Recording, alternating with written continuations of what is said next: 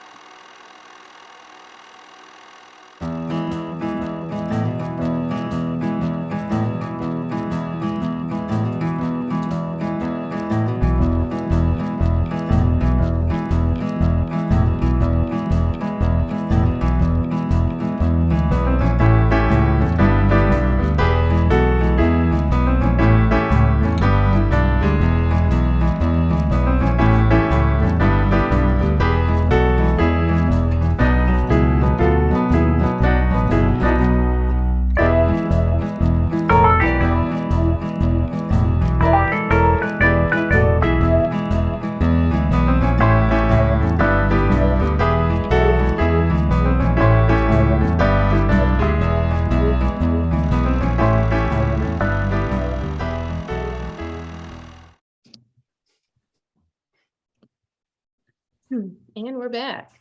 It's like everything about that trailer is pretty good, except for the fuck up. Yeah. Say, Levy. So how's what's been happening? Right? Is that where we start off? We need to get our segments nailed down, but I guess this is the catch-up phase. Yeah. We're just kind of preparing for Hell City and getting everything in line for that. Looking forward to the tattoo tour booth, which we can talk about later today, Gabe.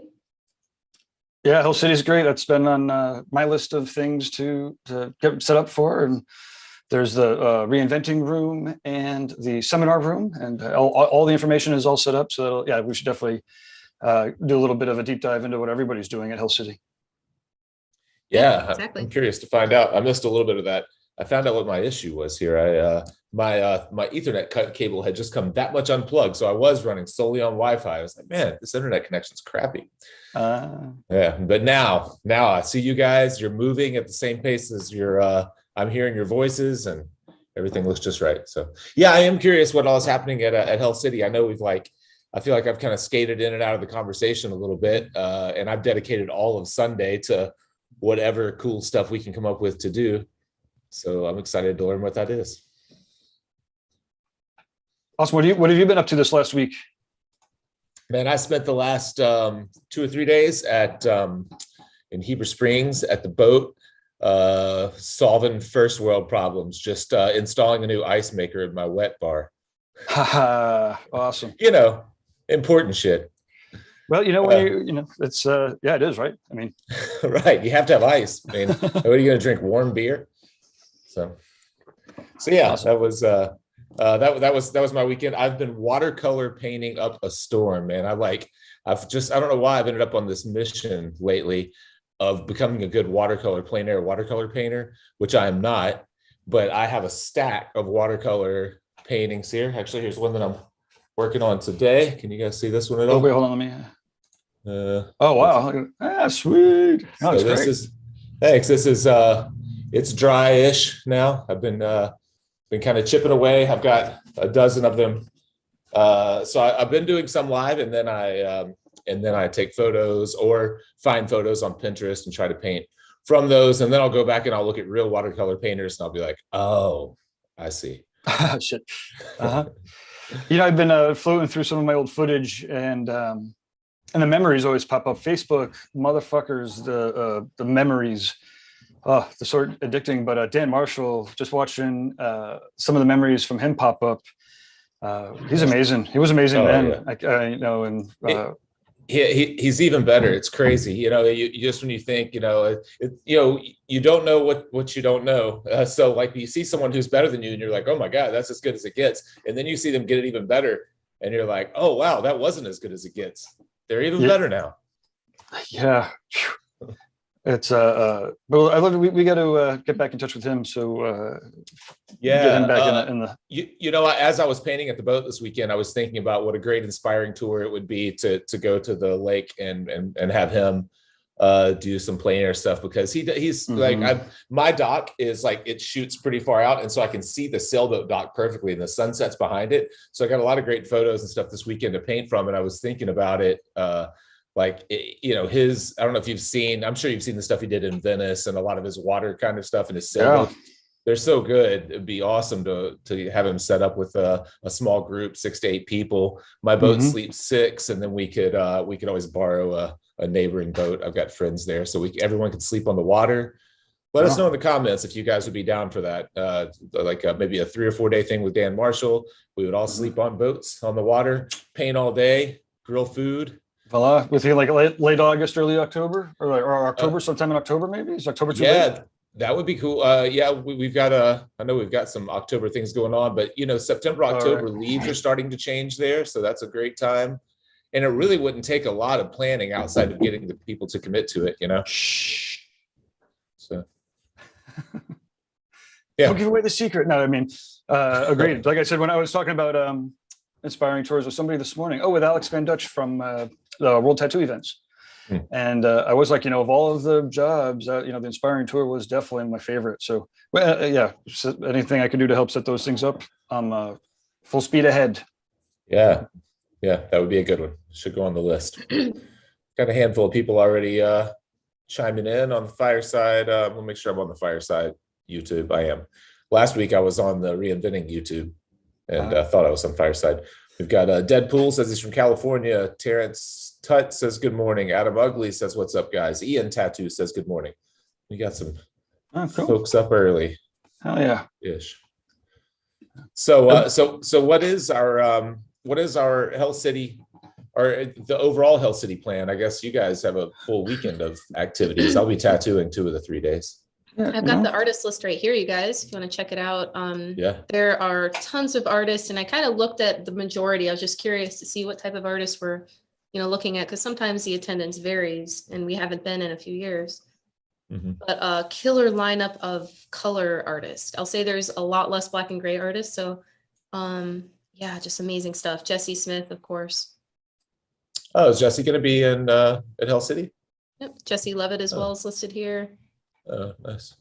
Yeah, so if you guys take a look, Brian Geckel, Ty, there's just a whole Yeah. handful of amazing artists. So and George as well. I So know, if you go to healthcity.com ahead of they're- time, then you'll kind of know and kind of grasp who you're going to run into. it's always stacked. I just saw Matt Stebley at the Due South. Alabama convention, not Due South. That's his convention. Which one? Space City. And Space City. he said he was going to be at Hell City. So Mhm. catch up with him again. Dave Tevenall as well. Yeah, he was at he was also in Alabama at Space City. So yeah, it's always good to see. That's such a big convention. I feel like that Hell City, Columbus at least.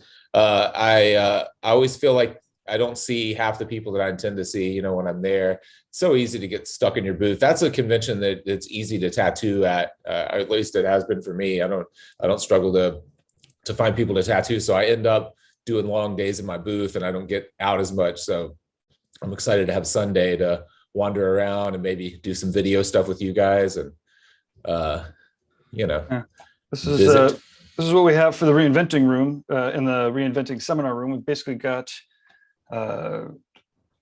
two rooms, which is pretty awesome. If you go to reinventingthetattoo.com/hellcity, then you could see the kind of setup here. This is it's got a link to the seminar schedule and registration. This is kind of like the quick image here to check out. But let's see, what do we have?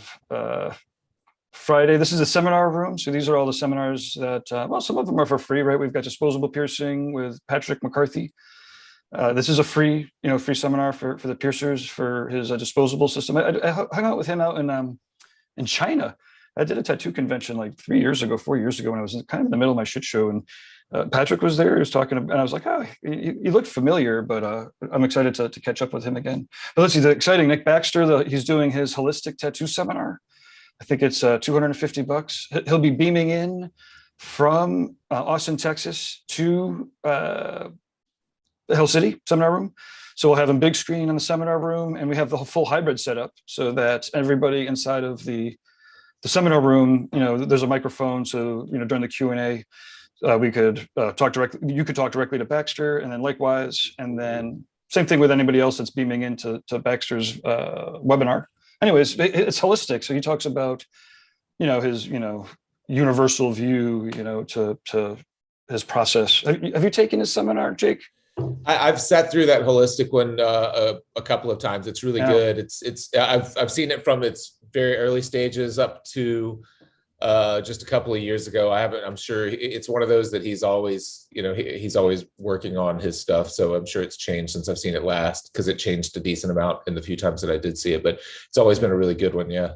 100%. And he, like him, and it's one of those that you could watch like 2 or 3 times, later. Yeah. And get different things out of it depending on your experiences at the time and whatnot. Let's see. Yeah. So then Matt Clemmer is doing his tattoo business mastery. He's kind of doing that one directly. So the link goes straight to his, or like straight to him. So, and he's doing that on Friday and on Sunday from 6 to 8 on Friday. Let's see. Oh, okay. So Saturday from 12 to 2, Dr. Jinxie Cadell via Zoom. She's beaming in from California, is doing a mental health for tattooers. It's a pay as you can. So the suggested, I think, is $75, but she's more interested in, helping people with mental health tools. So yeah, if people can't afford anything, she still wants to encourage people to take it. And then 3 to 4, Patrick's doing his piercing one again. And then let's see, Sunday, we've got a bunch of tattoo seminars again. We've got mixed media design with Thea. We'll talk to her about that in about 5-10 minutes. Matt's doing his second session of the business mastery, and then Jesse Smith will be doing his calm before the chaos, 5:30 to 7:30 on Sunday. So those are like all in the seminar room. But wait, there's actually more. The reinventing room. So this is where the reinventing subscribers will be set up. We'll have tables set up for them, but it's open to the public. And yeah, okay, here we go. I'm just going to hammer through the schedule. Friday from 6 to 7 p.m. We have Tattoo Flash and Augmented Reality with Adrian Dominic. Now he's going to be beaming in from Australia. And he's created this like augmented / virtual reality world that you can actually access on your phone. I've done it a couple of times. It's really fucking cool. But for this, it'll be everybody like sits down, kind of watch the presentation when he beams in, and I believe everyone's going to get an NFT, so you can kind of get instructions and walk through the process of getting an NFT. But he'll be basically demonstrating how has a set of sleeve flash designs attached to NFTs that people can check out in augmented reality and whatnot. Anyways, it's pretty cool and pretty techy. 8:30 to 10 on Friday night, guy's going to beam in from hyperspace, an undisclosed location in hyperspace, to lead an exercise. So artists, apprentices, anybody that's interested in drawing better is welcome to join the regular Reinventing subscribers, or not the regular, the awesome, extraordinary Reinventing subscribers. And yeah, doing an exercise with Guy Aitchison beaming in from 8:30 to 10. Saturday is all history interviews. So from 1 to 2, we have Shanghai Kate will be beaming in from Austin, Texas. And then from 2 to 3, Jay Brown will be giving us a tour of the Northwest Tattoo Museum from the Northwest Tattoo Museum. We actually have Saturday afternoon kind of open, and I think, yeah, we'll talk about with Lauren about some of the opportunities that clients and artists have to be interviewed about their tattoo collections. But we kept that pretty open. And then Sunday, last but not least for the weekend, from 1 to 2, Jason Leeser runs his Reinventing Drawing group. He does it every Sunday from 1 to 2. He'll be beaming in from Philadelphia. And yeah, anybody that's wondering what those Reinventing Drawing groups are about, or if you watch them, or if you join in on them, you can do it live on Sunday with everybody in the Reinventing room. From 3 to 4, hey, this is when we're all scheduled, the Tattoo Weekly Live. So we'll be doing this live at Hell City, like nice. Real podcasts. Yeah. I was reading comments as you said. What's the Sunday? At what do we have a time? Oh yeah, sorry. This image was actually made for people that are already going to be here. Oh wait, Sunday. What time? The time on Sunday is 3 to 4. 3 to 4. Okay, I see it. Yeah, and these are June. This is June 20th to the 20th. May 20th to the 22nd. Yeah, the next weekend. This weekend. This is this upcoming weekend. Yeah, so it's this upcoming Friday, Saturday, and Sunday. Otherwise, you're watching the replay. Right. And then we close out the Sunday 6 to 7 with a Tattoo Flash and augmented reality closer with Adrian. So he'll be in, and I believe it. Yeah, and well, there we go. So there's our Reinventing room. Nice. If you're a Reinventing the Tattoo subscriber, this is the form to fill out to make sure you have a seat at the table. Really like the classroom table. It's kind of funny. I thought it's funny. You can get a seat at the table, whatever. It's funny. Thank you. Nice. Well, there we go. Yeah. It's a full weekend. Yeah. We've got a few comments here before we bring Thea on. Jason Leeser's in the Fireside chat. He said, good morning, asked if any of us were planning to go to the Puerto Rico tattoo convention. I would love to do that one. That's the one that Fibs and Yalzi, is that right? Yalzi puts on. Yep. And I've never done it, but it looks really cool. I see people posting videos and photos from there. It looks like a really fun one. Yeah, Puerto Rico's cool. I love Puerto Rico. I was here in 93, I think. Went to, or 92? I don't know, 92, 93. Me and my buddy Simon, we went to Old San Juan, like two skinny ass white kids. And it was awesome. It was great. Dame dos cervezas, por favor. It was, yeah, I'd love to go back to Puerto Rico for sure. My family would love to go. It's hot. And Juan Salgado's there. I love Juan. Juan's down there. There's a bunch of cool Puerto Rican tattooers. Yeah. But I think that's whenever people send me the invites, and they're like, yeah, sure, we'll get you there. Yeah, the first week of December. Oh, that's great timing. So it'd be nice to be someplace warm for sure. Yeah. And then we had Ian Tattoo said that Boots Tattooer and Angel from their shop in Chicago was going to be in Hell City. I'll keep an eye out for them. Yeah. Well, make sure if you see us, you say hello. Yeah. From 6 feet back underneath the mask, I'm gonna be hiding out. I haven't gotten the fucking bug this far. I don't know how I'm gonna not get it with fucking 3,000 people there. 5,000 people. You'll be fine. You can just stay 6 feet away. Just walk in the middle of the aisle. Raiders Nation Sports asks if we still do Flash. Do you guys draw Flash at all? No, haven't even repped Flash in forever, although with the exception of benefits and whatnot, right? So I suppose at least once or twice a year, I'm working with some tattoo shop that's drawing up Flash for benefits.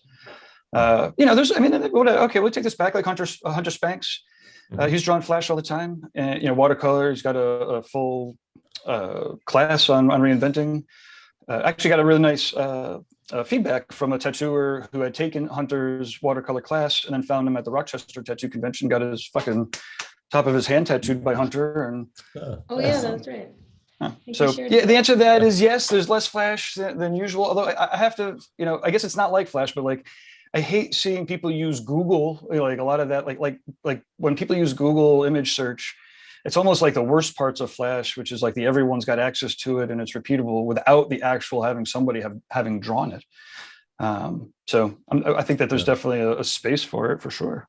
Yeah, clearly. definitely. I don't draw Flash. I never drew much Flash at all, to be honest. But I know it's something that in the where I worked for years at Underground Art, that was a big part of the apprenticeship process. Was the apprentices drew a sheet of Flash every week, and it could be there was, of course, this was before I'm thinking back before we were drawing on iPads and Cintiqs, but it was you would have a certain size board that you had to draw on, and you could do one large piece or 20 small pieces as long as you filled the board. Filled it up. Yeah, and it was a good exercise in helping people draw things that were more tattooable. So absolutely. I mean, for an apprentice, like absolutely, the first year, each week a theme of the designs that people that are walking in are looking for, and I think probably I've heard, I don't know if, you've said it, but a lot of artists, that by drawing that the set of the zodiac symbols in like 6 different styles, gives you an opportunity to be like, oh wait, now I see what I could do. I could do like the Taurus symbol, but it's got a little bit of that flair, a little bit of what I'm wanting to do in it. Whereas the laser artists or the people that just don't see it, that scoff at it, never actually get to that point where they've done enough of the drawings of this stuff to actually be able to wrangle their own style into it.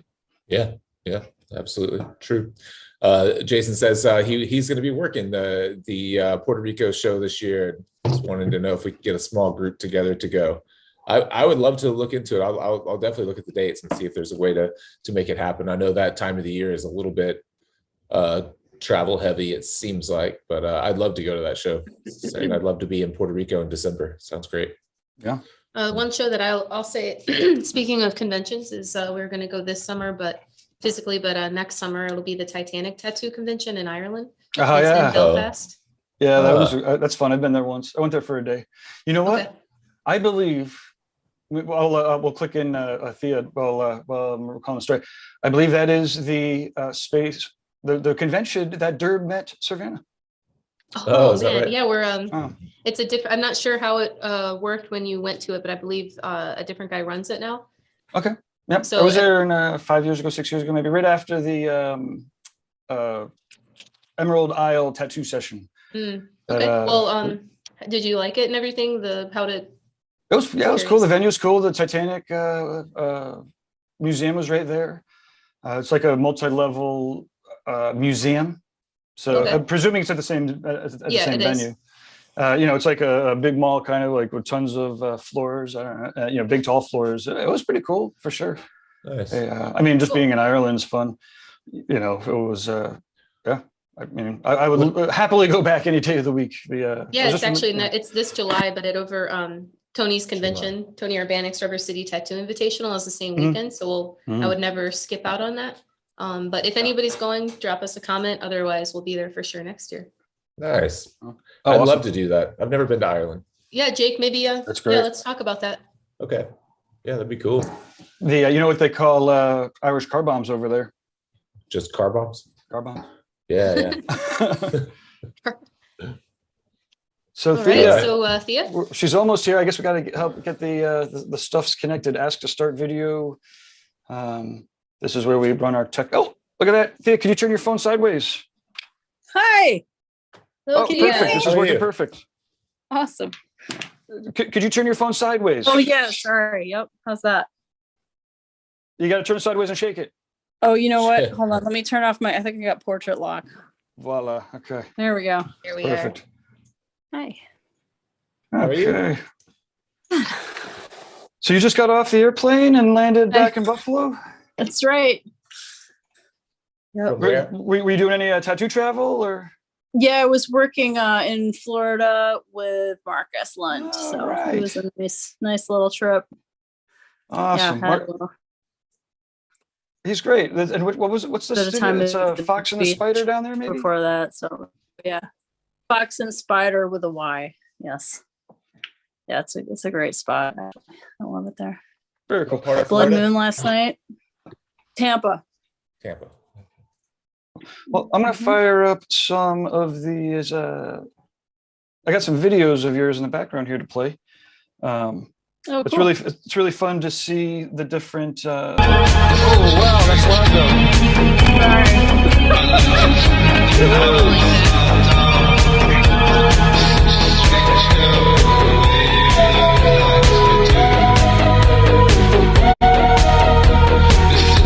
Well, we're listening and watching.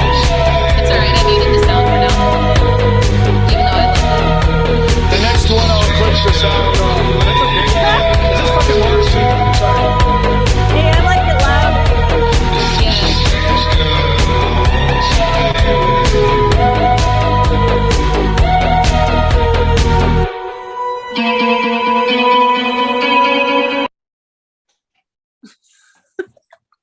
Wow, that was cool though. Like you do a lot of those videos.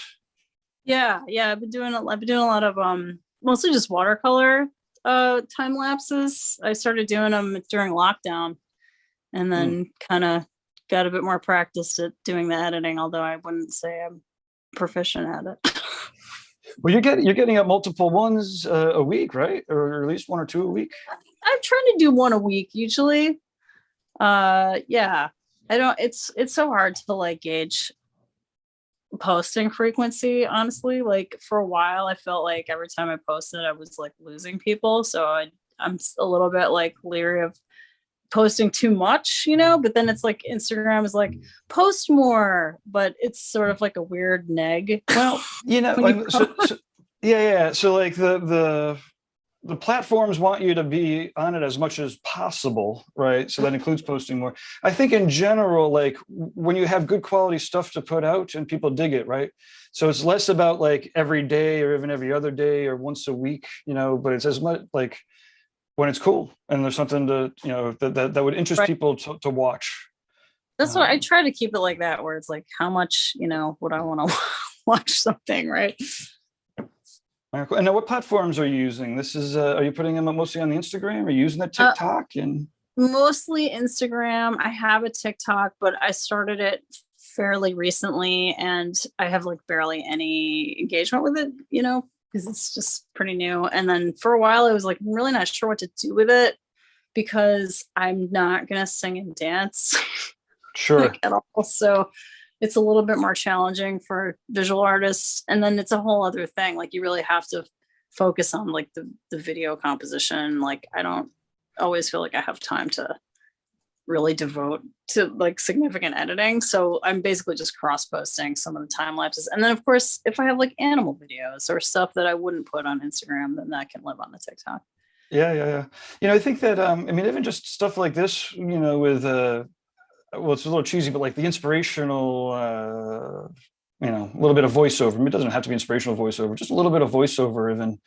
I think it's got a space on TikTok, right? Like TikTok, because what'll happen is TikTok is going to put everybody in their own lane, right? So like I don't want to say old people, right? But all the people that can't deal with the TikTok formats, but start enjoying watching the full 45 seconds, Right. A friend of mine has done really well with TikTok just because she uses all the like meme songs and hashtags and stuff and voiceovers, and like I just can't bring myself to. I just hate it. I don't want to hear the like weird voiceovers and like the same songs on everything. It's just I'm too old for this. Like I think a little bit. Well, like the platform is definitely for a younger audience than I can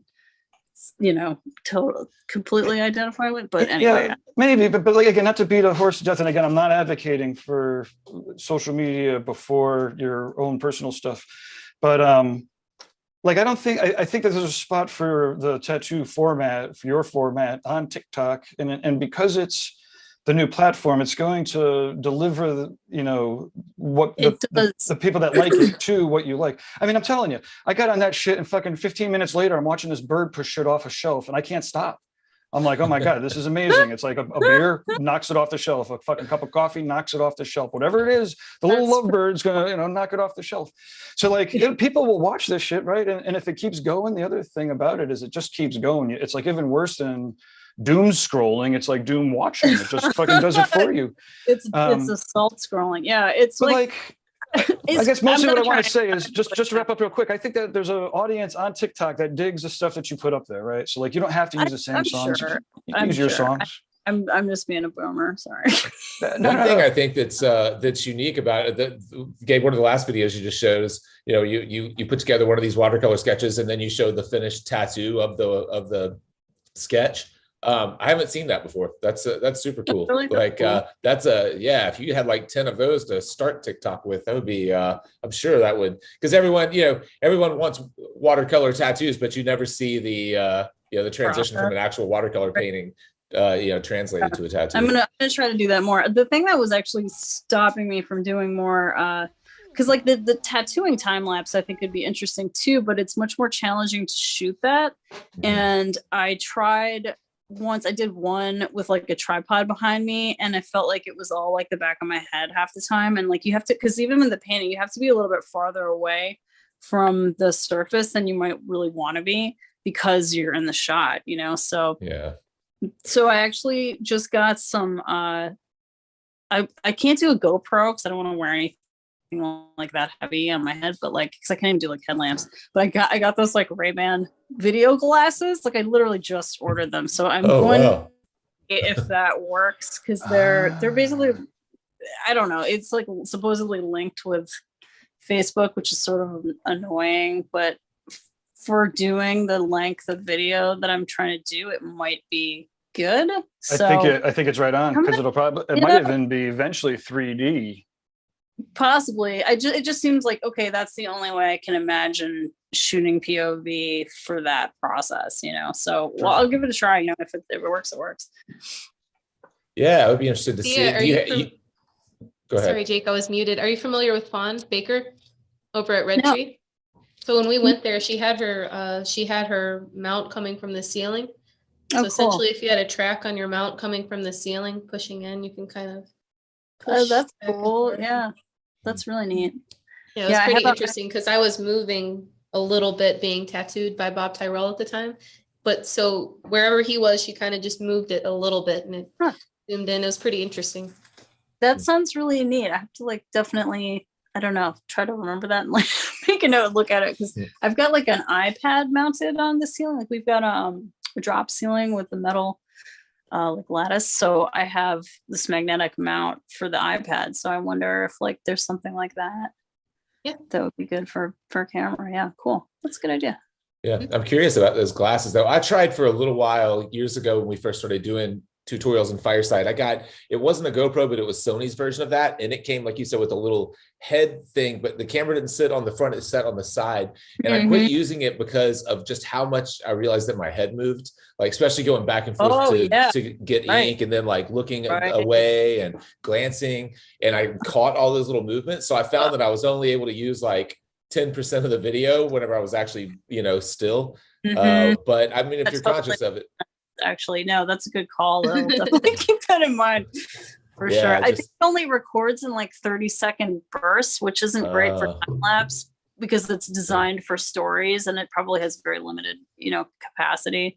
But even if it's just clips, because honestly, you'd have to condense so much anyway into the time lapse that it probably wouldn't be bad to just have little, I could probably say sell for 30 seconds and then I don't know, do a 30-second clip every few, whatever. Were they expensive? Not terribly. It was about the same, maybe $100 more than a regular pair. So, okay. It was $300, I think. So, not cheap, but if it works better, if it's more comfortable and works better than, something that's more cumbersome on my head, I think it seems like it's worth it. So, yeah. But or it could be prescription, but they're just going to be regular clear lenses. So Might Yeah. fog those up. Who knows? Might not work at all. Yeah, one way to find out. You'll learn. Yep, So you don't have them yet. You just ordered them. So what you said? So I ordered them, and I was hoping they would arrive before I got to Florida, because I was kind of thinking it'd be a good opportunity to do some shooting. But no, they just got here, so I just saw them when I rolled in. Yeah, Jeremy Burt is looking for the needle cam. Imagine that going in and out. Ah! Yes. The needle cam. Okay. That's funny. It's, but there is a significant amount of brain power that goes into stabilizing our head or our Right. visual, right? Like when Right. you talk to some of the brain scientists that talk about the visuals and senses and whatnot. It's one of the main computing power, or one of the Yeah. reasons why visual takes so much computing power. Interesting. I believe it. It's pretty fun, I mean, it would be interesting to have like a how the eyes work for tattooers, kind of a course like this, just specifically because a lot of it also has when artists are deliberate about moving on someone's eyeball through a painting. A lot of times you people will get in tune with the effects, but not necessarily understand the biology behind it, like why the eyes actually only focus in on this. You actually literally can't see what's not in your field of vision. That's how magicians do their trick. They have you focused here, so Right. you can't actually see over here and stuff. Right. I don't know. Right. No, that stuff's all really interesting. It would be cool to do more, research partnering with tattoo artists. I know Amanda's done a few of those projects, and it's definitely really interesting. Can you expand upon that? That's Amanda. So for the people that you're talking about, Amanda Wakehome. Amanda Wackup. Yeah, I actually Wacom. I wish I could speak to it more. That I don't exactly know because they were Okay, quite technical. But she was doing one where there was like biometric feedback being recorded of the tattoo machine, and then also with the person getting tattooed. And I think recently she was Oh. gonna do something with like oh my god, what was it? It was something about like pigments. I don't know. Sorry. No worries. I just- So people should look up Amanda Wakehome and science stuff. Amanda Wackup, WACHOB. She definitely would have information on her website about it, because like she's the only person I know of who's actually done that kind of exploratory collaboration. But it just seems like a very cool idea. We've talked to a couple of scientisty types, and I know that Jake, I guess Jake and Lauren probably have a lot of more experience than I do actually talking with and working with the scientist types. But from the interviews and such, they love talking to tattoo people, because usually they're talking to academics. So when they get hold of real live tattoo people, Right. And it's an interesting process. It's different from a lot of other media, and there's so many moving parts and stuff going on. I think there's a lot of technical points of interest. So yeah, We spoke in a couple episodes past about Hannah Wolf. She had written a book called The Science of Tattooing. Oh, cool.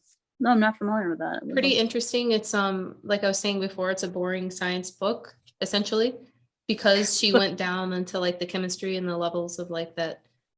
It is a science book. So if you ever can catch that, Jake, have you had a chance to read your copy at all? No, I forgot to order it again. That sounds But I'm really going cool. today. Yeah. I mean, very I think in-depth. it's good that it's like dry. So I'm saying it's good that it's like dry and academic, because it's Yeah. more rich that way, and not just like pop sci. Neat. Very thorough. Very cool. Yeah.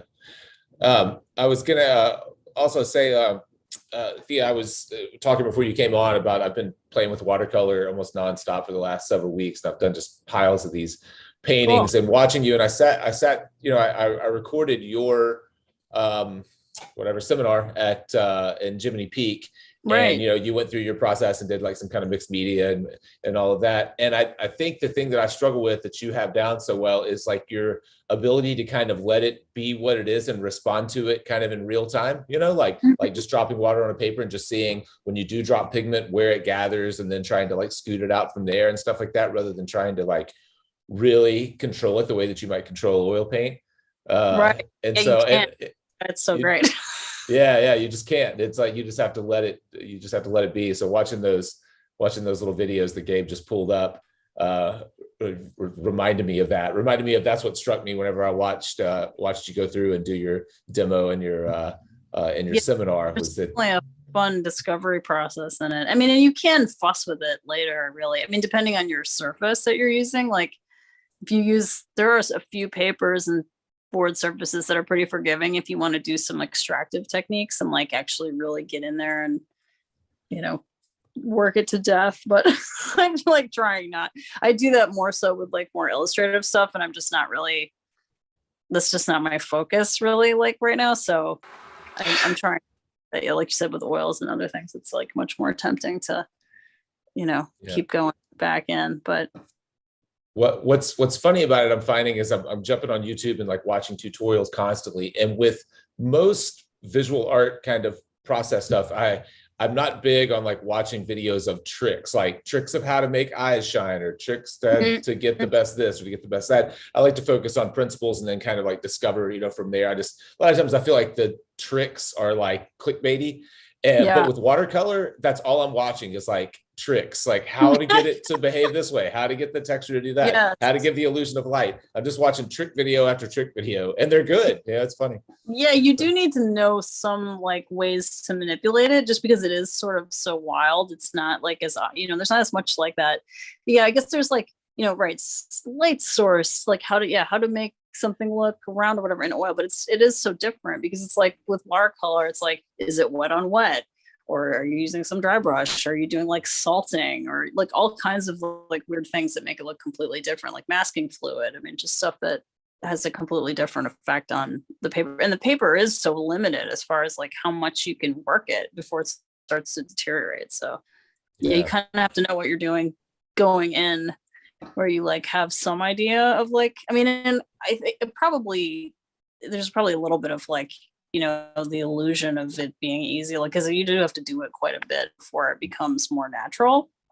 But like, and I wouldn't say I'm at all proficient at like the Asian, like Chinese ink painting and like watercolor techniques at all, but that's some super inspirational stuff. Like if you really want to see like, you know, watercolor mastery that is just like single stroke work with like how you load the brush and how you there's actually specific, you know, motions that you have to like maneuver and manipulate the brushwork to make it look a certain way. And it is much more systematized, but it's also very, you know, individualistic as far as like how you express it. But yeah, there's so many interesting ways of like just making marks. So yeah, I love watercolor as a medium, and plus there's no fumes.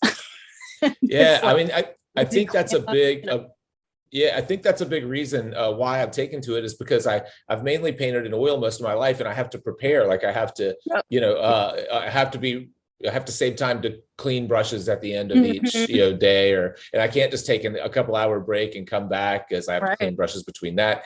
And but with watercolor, like literally this water has been here for like I don't know, 3 weeks. I haven't done anything with it. And the brushes are. You know, it can get a little like muddy, you know, if you want your colors super pure, you want to keep, you know, clean water at least. But like, yeah, I mean, I kind of like muddy colors. So yeah, me too. I'm terrible. I mean, I don't hardly clean my brushes. I just keep re-wetting them, you know, and then the paints are continuously reactivatable. I mean, they can be completely dried out and they're, you know, back to life in a moment. I mean, it's kind of magical, really. Yeah. Very cool. Yeah, it's the ultimate kind of lazy person's medium to me. Yeah. Exactly. Or just like being, you know, spontaneous, and then like you can have, you know, very little time and still execute it. And like, so it's nice for tattooing, because it does, you know, doing oil painting for each client is, you know, fairly unrealistic, but you could do watercolor this way. It's nice like that. Yeah. Yeah. What other, I remember kind of like what you're doing in this video right here, you were kind of making little friskets and stuff like that. What are your go ahead. Oh, I'm sorry. I was just saying, this is a more mixed media demo. So this is what the seminar is based on too, just because mixed media is a good way, I feel like, to get people, to sort of introduce people to the range of mark making and different materials and what they really look like in person versus like the digital approximations of them and filters. Yeah. So it's just fun, again, just like exploring media and like just being able to be a little bit more personally expressive. And then you don't have to be so like, you know, you take an image from Google search and then you import it and then you like trace it or you use that as like a digital collage, and then everything is so deliberate in a digital composition. Like you don't have those sort of explorations and happy accidents, and what does that really look like if you just make that mark on the paper? It's sort of, you're very much more limited to like what someone has designed and created as a palette, in your filter program. So Yeah. it's just, I think it's like a fun, like, I mean, watercolor is a fun demo too, but like, I feel like, the mixed media is just like, got more of a range. And then, you're seeing like how many, different styles you can kind of fit into a composition. Yeah. And I guess, and there are a lot of different kind of ways to approach it too. I find that this watercolor that I've been playing with a lot lately becomes mixed media because like maybe I'm not saving the whites the way that I want to. So I'm coming back with gouache, and then I'm like, well, the gouache looks a little bit chalky. Let me try a liquid acrylic, and then I'll try that. And I'm like, let me try colored pencil on top of that. Yep. And so the next thing I know, like, I've never been a mixed media person at all. Now I've got this like pile of different materials around. You get your clear coat. You want some nice clear coat in between layers, and then you can do even more stuff. You can oil glaze on top of it. Oh, really? What kind of clear coat? What do I? Like crystal clear works really well, or like a workable fixative is great. Oh, okay.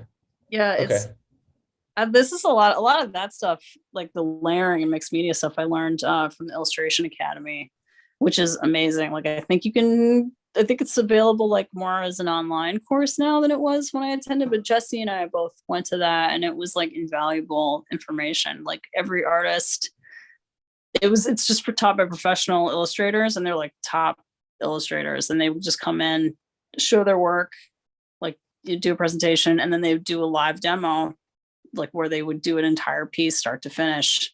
And, each one of them has a completely different technique and style, but many of them utilize like layering processes like with mixed media. And I mean, it's just incredible to see like the work that they can produce in a very short amount of time, because that's, your commercial illustration turnaround time is like sometimes 24 hours from like thumbnail to finish.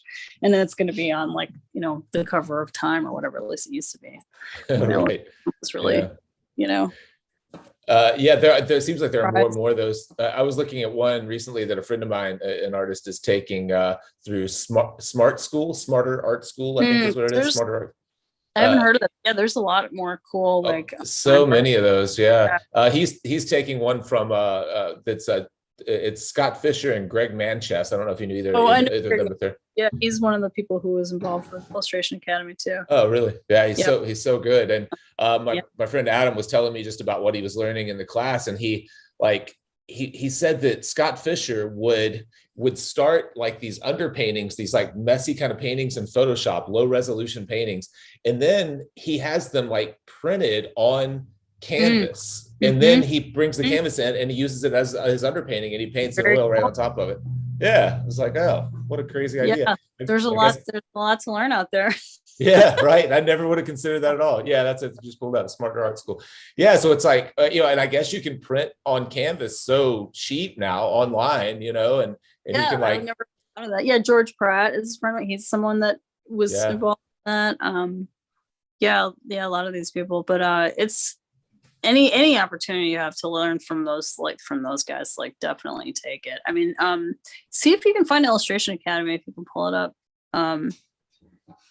because it's so good. I was just lucky enough to be in Virginia when it was being hosted at VCU, because it's an independent program, and it's like a 6-week intensive, basically. Yeah, this is them. Okay, yeah, that logo looks familiar. And so it was like just there for a while, and then they were trying to get it permanently, and George Pratt was teaching there, and Sterling Hundley teaches at VCU, and then George moved to Ringling College in Sarasota, which is also a really great school, and then they moved the program down there for a little while. It actually originated in Kansas City. And I think that it's kind of back in Kansas City. It's John English, and he's sort of like the main founding member, and Mark, his father, who's passed away now. But It's Yeah. it's a great program. Like I don't know how much the online course costs, but I would say whatever it is, I'm sure it's worth it. Yeah. How long was the course that you went through? It was 6 weeks. And I And did it was it daily, twice. like in person? Yeah, it was a lot. It was like they did it like 3 weeks, excuse me, and then they did a break with like, then they had more artists come and then just do like an auditorium presentation where they were doing a talk and showing their slides of their portfolios and stuff. So it covered everything from like the business side and like dealing with the clients and how to present, your thumbnails and dealing with art directors, to like everything from that to like image making and impactful images, because illustration, you have to make very impactful imagery, like because you're basically trying to, it's sort of like clickbait before clickbait. It's like, how do you get someone interested in reading your article or your book? Well, you have to have an engaging image that grabs people's attention. So it's very dialed into like the crafting of it, and like not exactly the science, but it might as well be like scientifically, like why is your eye, try, like Gabe was talking about earlier, like how your eye move through a painting, not physiologically, but what is your eye zeroing in on, and how do you get it to move through a piece, and like, just all kinds of like really useful. We did a drunk critique with Dan Dos Santos and a whole mess of like the Illustrator Masters class, which are a lot of the smarter school people. It was amazing, and just to hear the way that they went through a piece was, it wasn't completely different, but it was different. Like there was different questions. It was a lot about priority for, primary, secondary, tertiary, like why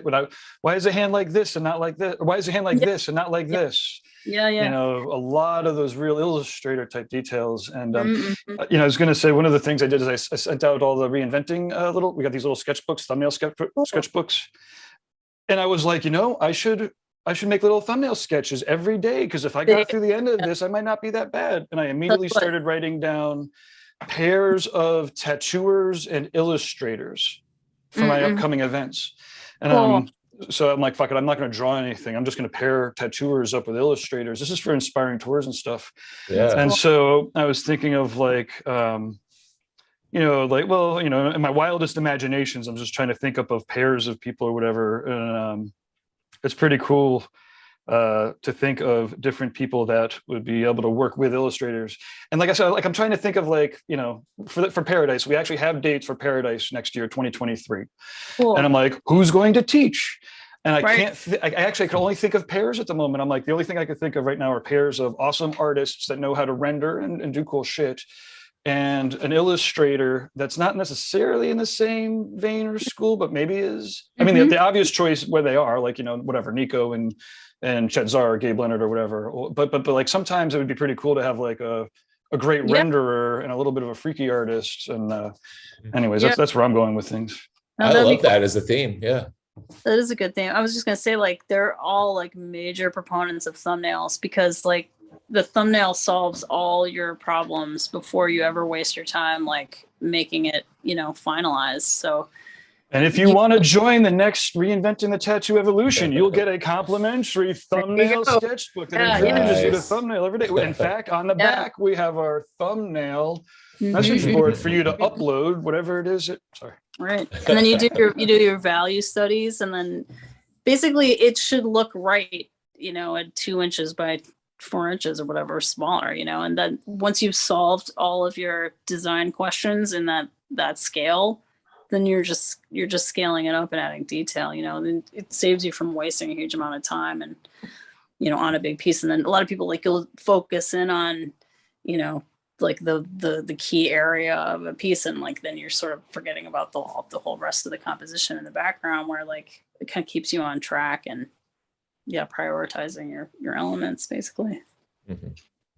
Yeah, absolutely. Same kind of stuff we've been preaching for a long time. We've got a little thumbnail template set that's just all body mapping. It was from before, Russ had protoplast sets on for, that you could just drop an arm or a torso or whatever on your iPad. Use that stuff, but it seems very cool. Yeah. I don't use it that much either, but it definitely is. I mean, it's Yeah, a I know great people tool. too. Yeah, absolutely. Yeah. Yeah. Well, where are we on time? Were we Well, I supposed think to it's hit time on, to wrap up. Yeah, it's 12 noon. were we supposed I'm to hit sorry. on anything? Thea, are you doing something? Are you at Hell City or no? Is that- Yeah. Thanks for reminding me. I'm Okay. gonna be doing her on Sunday at noon. Is that right, Gabe? Sunday at Something noon? like that. Yeah. It's if you go to reinventingthetattoo.com/hellcity, it's Sunday, the first event on Sunday. And yeah, people can catch it in person there, and you'll be there in person. And as well as beam in if they wanted to get the online version. They won't be able to like get their hands dirty, but Yeah. well, no, wait, they can get their hands dirty. They just have to get their hands dirty at their house. Yeah, exactly. But yeah, it'll be like a live, like the same seminar, like pretty much that I did before, except it'll be with a live demo as well. So every time I do a live demo, obviously that's completely different. So Yeah. Awesome. I'm excited. Excited to check it out. Excited to see you guys there. Like all of us in person. It feels like it's been forever. I guess it hasn't been that long. 3 of us were together in just this past October, but that feels like a lifetime ago. No, Yeah. that already does seem like a while ago, but that was You can meet me up in the condo far away if you get the password, because I'm like, there's too many fucking people already. I love it. I can't wait to see everybody. yeah. Also. Cool. Yeah. And I'll be in the wet paint project room all weekend too. Awesome. Oh, Doing nice. live. So are you tattooing at all? You're just going to be painting? No, just painting. Yeah, it's going to be a nice break from the last week of guest spotting. Nice. Awesome. Yeah, and the wet paint project, Chris always puts together an awesome set of artists. So it's a great vibe. So that as you're going through the Hell City experience, hitting that wet paint room and be like, ooh, wait, it's painting. Yeah, and I think it's a free part of the convention too, which is nice. So it's like anybody can just come into the room and see what's going on. Yeah, I always enjoy walking through there. I need to do that sometime instead of tattooing. I'm sure it'd feel a lot better at the end of the weekend. It's really nice. Yeah. I can drive there. I can kind of, get away with it. I'm like, all right, yeah. It's not Perfect. that Awesome. bad. Cool. Well, okay. So last contact info, Thea. So for people that want to get a hold of you. Oh, yeah. You can email me submissions@ghostprint.com for appointments. And I think my web link is broken right now, but it's ghostprint.com/tattoo is my portfolio. And then of course, Instagram is probably the best because it's the most current. So that's just Thea Duskin on Instagram. Perfect. Lauren, do you want to close out the show? Yeah, thank you everybody for watching episode number 33. We'll all be in Hell City and we'll be doing lots of videos and photos. So looking forward to that. Jake, thank you for coming on again today. And Gabe, of course. Yeah. Thea, it's great to meet you. And we'll be Yeah, excited to meet you in person this weekend. totally. Thanks, guys. Nice Yeah, talking to you. thank you guys for watching. Awesome.